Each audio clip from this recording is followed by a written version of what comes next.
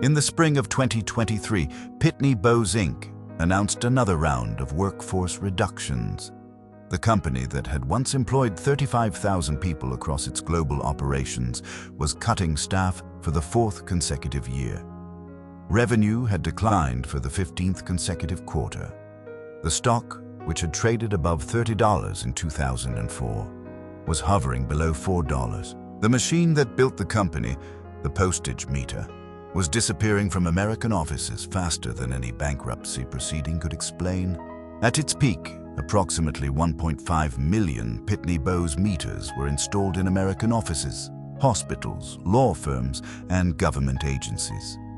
Every one of them processed real U.S. postage, not stamps, not permit imprints, but a red ink federal authorization printed directly onto the envelope by a machine the U.S. Postal Service had certified, licensed, and in practical terms, mandated.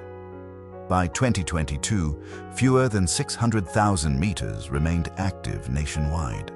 The rest had been returned, scrapped, or simply abandoned on mailroom tables that no longer existed. A decade before those cuts, Pitney Bowes had been something almost without precedent in American business, a company whose primary product was not merely popular, but legally required. The U.S. government had not simply approved the postage meter. For nearly half a century, it had made Pitney Bowes the only company whose meter an American business was permitted to use. The moat was not technology, it was federal certification. And for 47 years, no competitor could cross it. But the real story of the American postage meter is not the story of a regulatory monopoly. It is the story of what happens when the infrastructure a company was built to serve, the daily physical correspondence of American business life, stops existing, not slowly, not partially, completely. Every week on this channel, we tell the stories of the American companies that built the machines the office ran on, and what the market did to them. Like the video and subscribe if that history matters to you. Some of those stories end in bankruptcy, some end in acquisition. This one ends in something quieter and in some ways harder to watch. This story begins not in Silicon Valley, not in a federal regulatory office, but in Stamford, Connecticut in 1902. With an inventor, a rejected patent, and a machine the United States government initially classified as a counterfeiting device. In 1902, Arthur Pitney was a 24-year-old sales clerk in Chicago, Illinois, watching office workers do something that struck him as an extraordinary waste of human time. Every morning, in every commercial office in the city, a clerk, sometimes two, sat at a table and hand-stamped outgoing mail. One envelope at a time. Lick, press, stack. 200 envelopes, 300. In a large insurance office or a downtown law firm, the number could reach 1,000 pieces per day. The stamps were purchased in sheets from the post office, stored in desk drawers, and accounted for on paper ledgers that nobody trusted and everyone lost. There was no way to know, at the end of the month, exactly how much a company had spent on postage. There was no way to prevent a clerk from pocketing a sheet of stamps on a Friday afternoon. There was no mechanical record of what had gone out, or when, or at what rate. The postage budget of the American office in 1902 was, in practical terms, an open drawer. Pitney designed a solution, a mechanical device that would print a dated, prepaid postage impression directly onto an envelope, eliminating the stamp, recording the expenditure automatically, and locking the postage supply behind a descending register that counted down to zero. He filed a patent application with the U.S. Patent Office and waited for approval. The Patent Office rejected it. The examiner's ruling was unambiguous. A device capable of printing a government-authorized postage value onto a document constituted a potential instrument of counterfeiting. The machine, in the government's initial judgment, was not an office efficiency tool. It was a threat to the integrity of U.S. currency.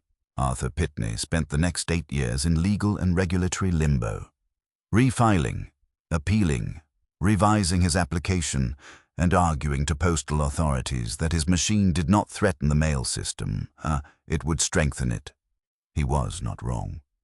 The post office department eventually agreed, but it took until 1910 for the first meaningful regulatory clearance, and another decade before the commercial path was fully open. By then, Pitney had found a partner. Walter Bowes was an English-born businessman operating in New York City, running a company that sold envelope sealing machines and mailing room equipment to corporate clients. He understood the commercial geography of the American office supply market in a way Pitney did not. Where Pitney saw a machine, Bowes saw a business model. Do not sell the meter. Lease it. Charge monthly. Require the customer to prepay postage through the machine. Build the service relationship into the contract. Make the technician visit a ritual, not an option.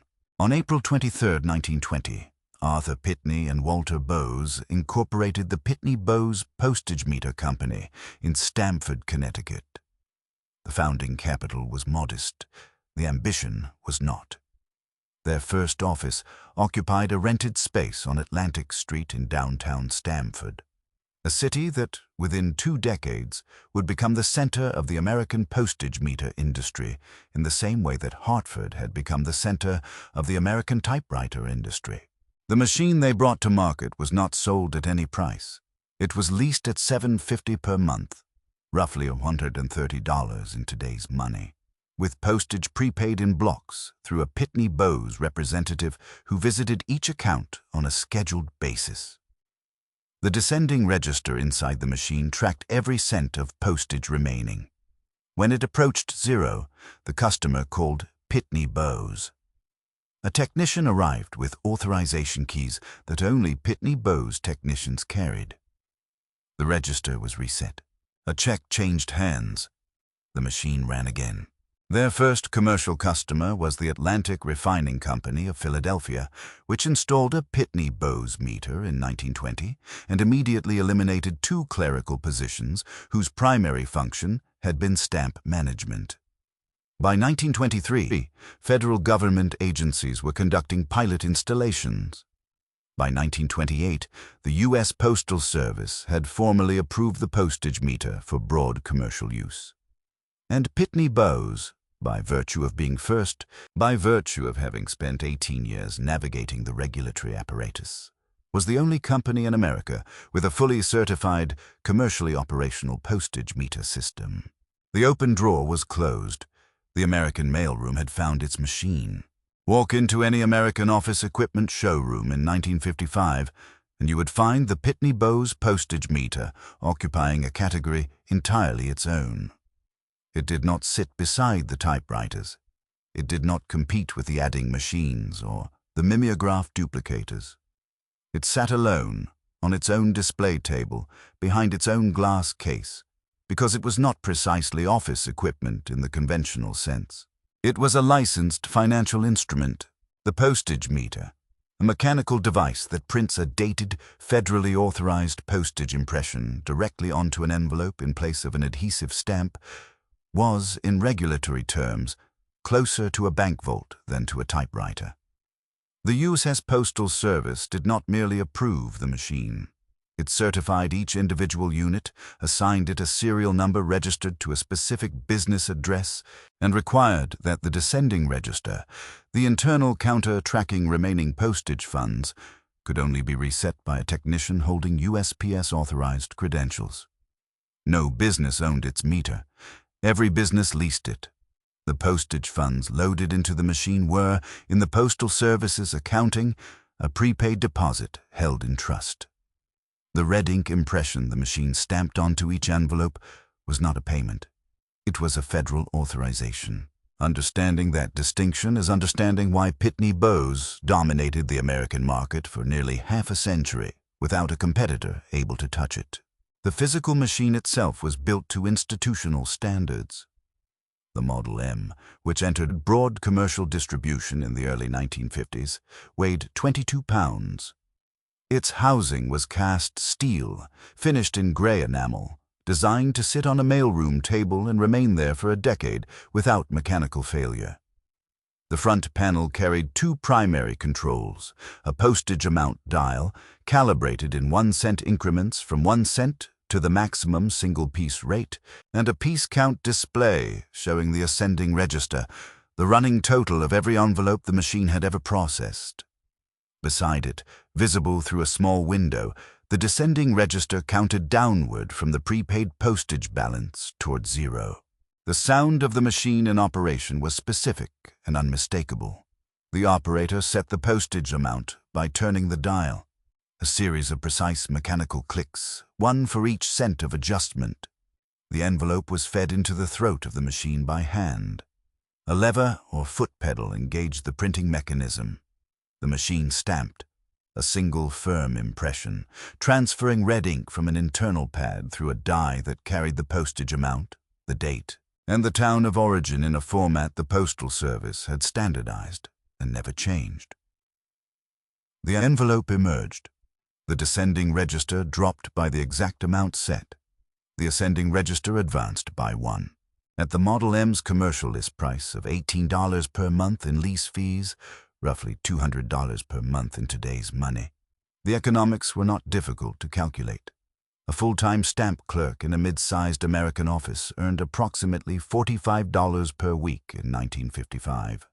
A postage meter eliminated that position entirely, replaced the open stamp drawer with a locked mechanical register, and provided a monthly postage accounting report that no hand ledger system could match.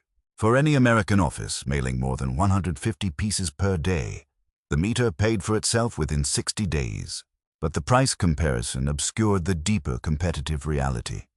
Pitney Bowes did not hold its market position because its machine was cheaper than the alternatives. It held its market position because, for the first 47 years of the postage meter's commercial existence in the United States, there were no alternatives.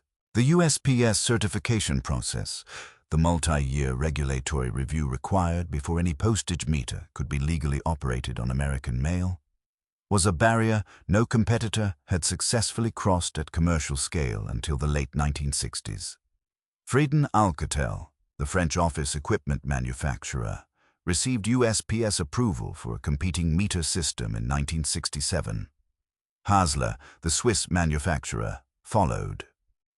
But by 1967, Pitney Bowes had been building its dealer network, its service infrastructure, and its institutional customer relationships for 47 years. 6 named American institutions had standardized on Pitney Bowes by the time competition arrived: the U.S. Army's Continental Administrative Commands, the Social Security Administration's Regional Processing Centers, Metropolitan Life Insurance Company's New York headquarters, the Internal Revenue Service's district offices, the Federal Reserve Bank's 12-branch mail rooms, and the Associated Press Wire Service's billing and correspondence divisions. These were not customers who changed vendors casually. They had Pitney Bowes service contracts, Pitney Bowes trained mailroom supervisors, and Pitney Bowes technicians on scheduled quarterly visits. The competitor arriving in 1967 was not entering a market. It was attempting to dislodge an infrastructure. The red franc on the envelope was not a postage payment. It was a licensed authorization. And for nearly 5 decades, Pitney Bowes held the only license that mattered. There was a room in every American corporation, every federal agency, every hospital, every law firm, and every insurance company in the United States between 1935 and 1990. It was not the boardroom. It was not the typing pool. It was not the executive suite with its view of the city and its leather chairs. It was the mailroom. In the organizational architecture of the mid-century American office, the mailroom occupied a position that later generations would find difficult to understand. It was not a support function. It was not overhead. It was the point through which every contract, every invoice, every legal notice, every insurance claim, every government correspondence, and every purchase order passed before it left the building and entered the world. Nothing that required a response, a payment, or a legal acknowledgement moved without passing through that room. The mailroom was, in the most literal operational sense, the nervous system of the American office. And at the center of every mailroom in America, on a metal table in the corner nearest the outgoing mail tray, sat the Pitney Bowes postage meter. The room itself had a specific geography that anyone who worked in an American office before 1995 will recognize without prompting. A long metal table ran the length of one wall, a postal scale, calibrated to the ounce, accurate to the fraction, sat at one end. An envelope sealing machine, fed by a water reservoir, processed outgoing correspondence at the rate of several hundred pieces per hour. The Pitney Bowes meter anchored the far corner, connected to nothing, requiring nothing beyond a trained operator and a descending register with a positive balance. Fluorescent lights ran the length of the ceiling. A wall clock, institutional with a sweep second hand, kept time that mattered. The last pickup was at 4:30, and anything that missed it waited until tomorrow. The mailroom supervisor was a real American job title, with a real career path, a real union classification in many companies, and in some cases, a 30-year tenure that outlasted 3 generations of corporate management above them. They knew the postage rates for every class of mail without consulting a chart. They knew the weight limits for first class, the surcharge for oversized envelopes, the deadline for certified mail pickup. They knew the Pitney Bowes meter by sound. A change in the stamping mechanism's tone was a service call before the machine showed any outward sign of failure. They were, in the operational vocabulary of the American office, irreplaceable. By 1970, Pitney Bowes meters were processing an estimated $8 billion in U.S. postage annually, a figure that represented a significant fraction of the total first-class mail volume the U.S. Postal Service handled that year. The company's installed base had grown to over 1 million units nationwide. Its field service organization, more than 8,000 technicians operating out of regional depots across the continental United States, constituted one of the largest corporate service networks in American business history, comparable in scale to the IBM typewriter service, infrastructure, and the Xerox copier maintenance operation. The institutional relationships those technicians maintained were not transactional, they were generational. A Pitney Bowes technician assigned to a federal district court in Cincinnati or a regional insurance headquarters in Hartford might service the same accounts for 20 years. He knew the mailroom supervisor by name. He knew which meter ran heavy and which ran light. He knew that the Social Security Administration's processing center in Baltimore ran 3 shifts and needed its meters reset on a Tuesday to avoid a Friday postage shortage before the weekend's benefit notice run. That knowledge was not written down anywhere. It lived in the service relationship. And the service relationship was, in the end, what Pitney Bowes was actually selling. The machine was the mechanism. The relationship was the moat. By 1985, the numbers told a story that no American office equipment company could match for sheer institutional penetration. Approximately 1.5 million Pitney Bowes meters were active in the United States. The company's annual revenue had crossed $2.4 billion. Its workforce stood at nearly 29,000 employees in the United States alone. The postage meter had become, in the language of corporate purchasing departments, a fixed cost, as assumed and as unquestioned as the telephone bill or the electricity contract. No one proposed eliminating it. No one evaluated alternatives at budget time. The meter was simply there, in the corner of the mailroom, running. The federal government was Pitney Bowes' single largest institutional customer, and the scale of that relationship was staggering in its specificity. Every notice of Social Security benefit adjustment mailed from the Baltimore Processing Center between 1965 and 1988. More than 200 million pieces of official federal correspondence over that period left the building through a Pitney Bowes postage meter. The machine did not know it was processing the financial lifeline of American retirement. It stamped, it counted, it never failed. The Internal Revenue Service's district processing centers, operating at peak capacity during the February through April filing season, ran Pitney Bowes meters on extended shifts to handle the outbound correspondence volume that tax season generated, refund notices, audit notifications, balance due statements at rates that, in a large district office could exceed 40,000 pieces per day. The meter ran. The descending register dropped. The technician arrived on schedule. The register was reset. The season continued. Metropolitan Life Insurance Company's New York headquarters processed upward of 500,000 pieces of outgoing correspondence per week at its operational peak in the mid-1970s. Time Inc.'s Rockefeller Center mailroom, serving the subscriber correspondence divisions of Time, Life, and Fortune simultaneously, operated Pitney Bowes meters across 3 dedicated stations, each assigned to a different publication's outgoing volume. The American Bar Association, through its member communications beginning in the 1950s, had effectively standardized the postage meter as the expected equipment of any law firm operating above 10 attorneys. A firm without a meter was, in the professional shorthand of the era, a firm that was not serious about its correspondence. For the 55-year-old viewer who worked in an American office before the Internet arrived, none of this requires explanation. They remember the mailroom. They remember the specific weight of a stack of outgoing envelopes handed to the mailroom clerk before the 4:30 pickup. They remember the red franc on every piece of business correspondence they ever received. The metered postage mark with its wavy line cancellation, its date, its town of origin, its precise dollar amount. A mark that looked more official than a stamp, more permanent, more institutional.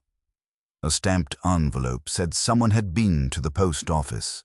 A metered envelope said an organization had sent this deliberately, through a system, at scale.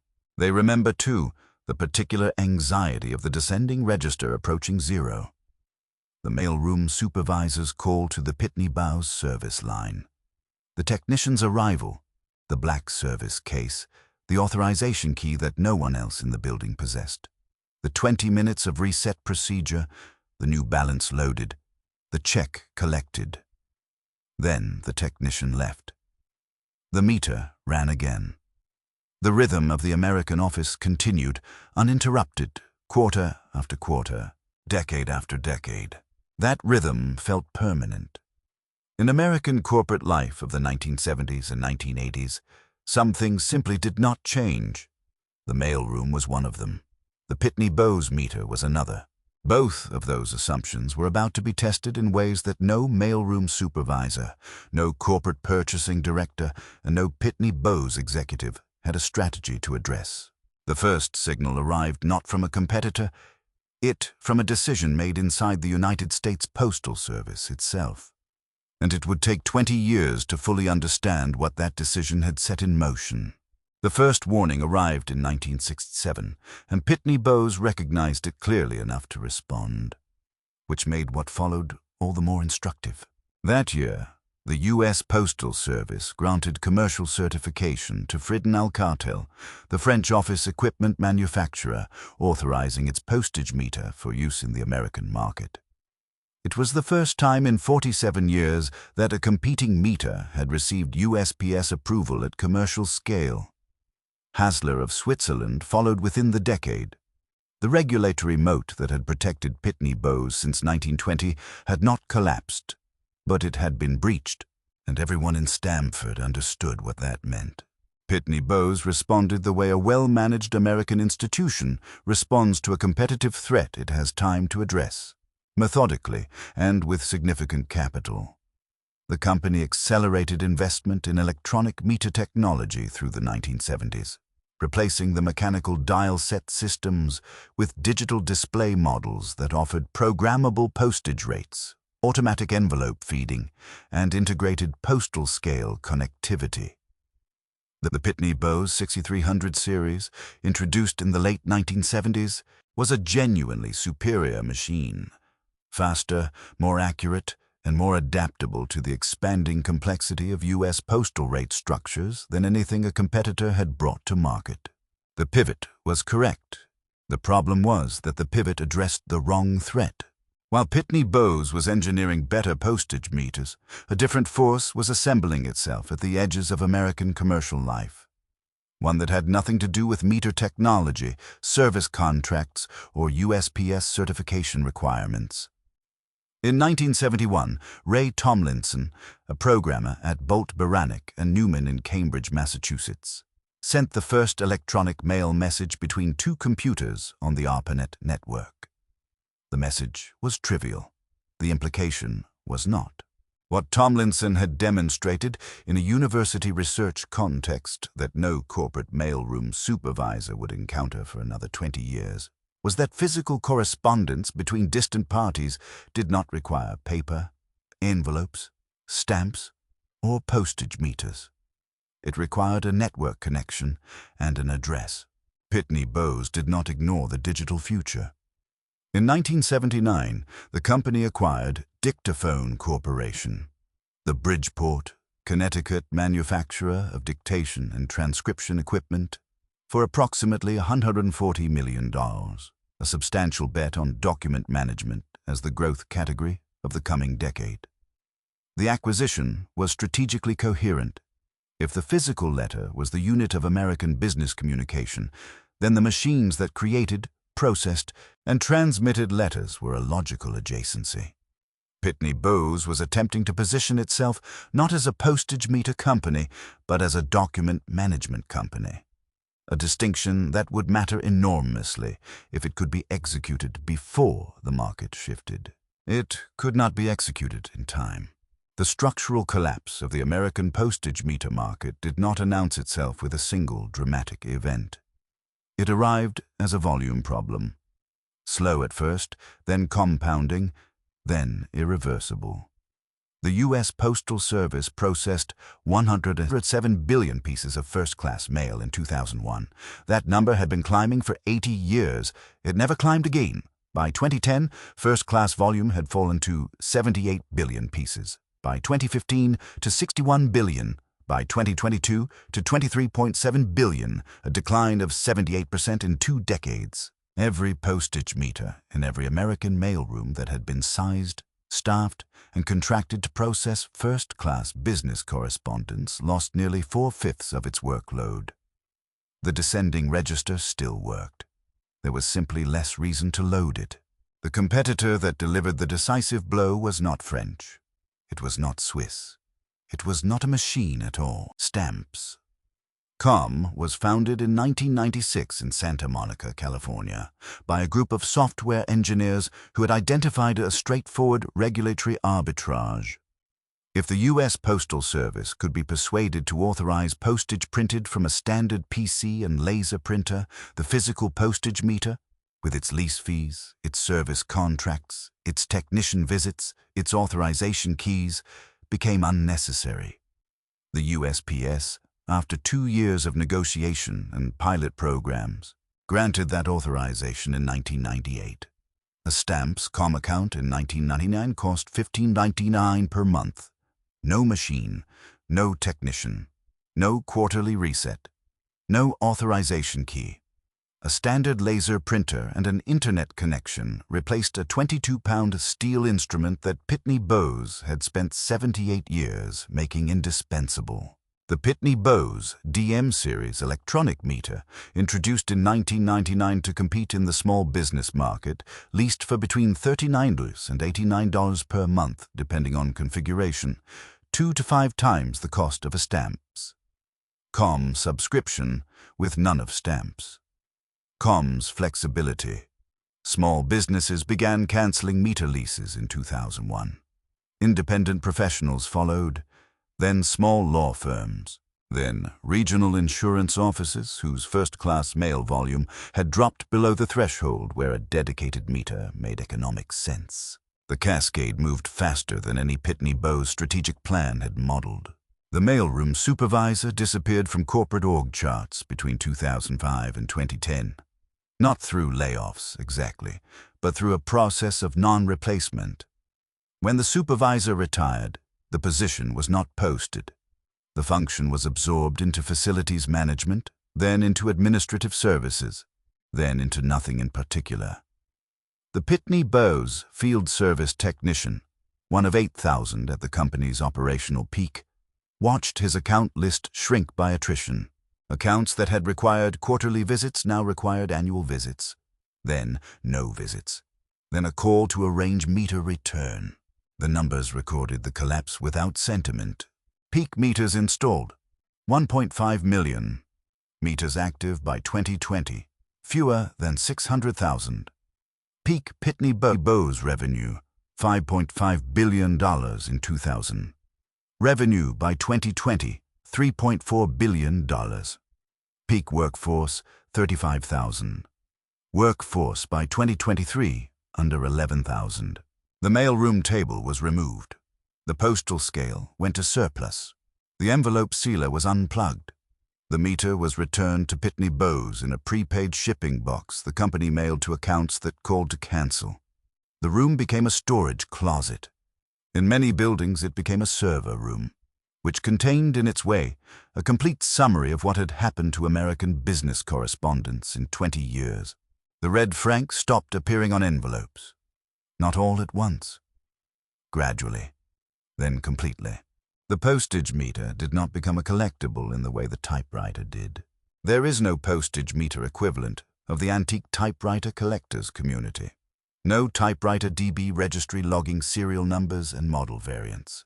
No eBay market where a Pitney Bowes Model M in working condition commands $200 and sells within the week to a novelist who prefers the resistance of a mechanical key.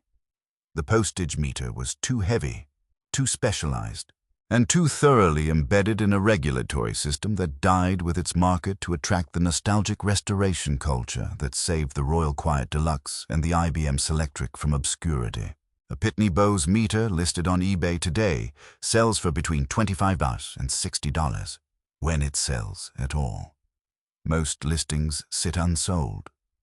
The machines are operational in a mechanical sense, but they are inert in every practical sense.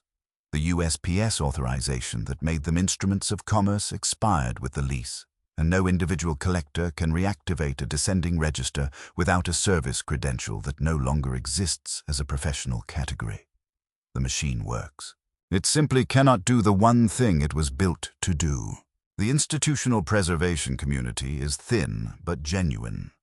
The Smithsonian National Postal Museum in Washington, D.C. maintains a collection of postage meters spanning the full commercial history of the category, from the earliest Pitney Bowes units of the 1920s through the digital electronic models of the 1990s. The American Philatelic Society, through its metered mail study group, documents surviving examples of metered postage cancellations as a philatelic subcategory.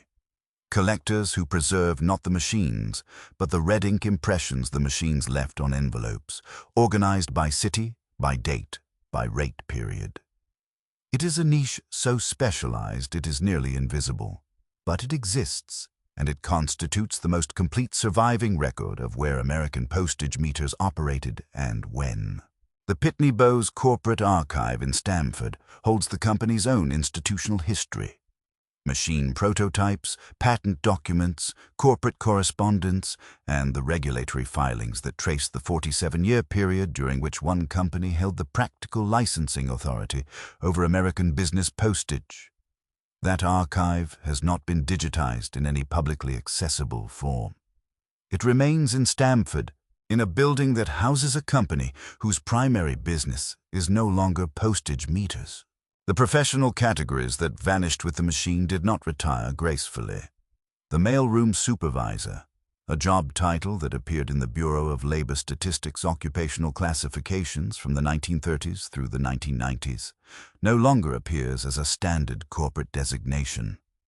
The postage meter operator, a certified position in large federal agencies and insurance companies, was eliminated not through a formal reduction in force, but through the quieter mechanism of non-replacement.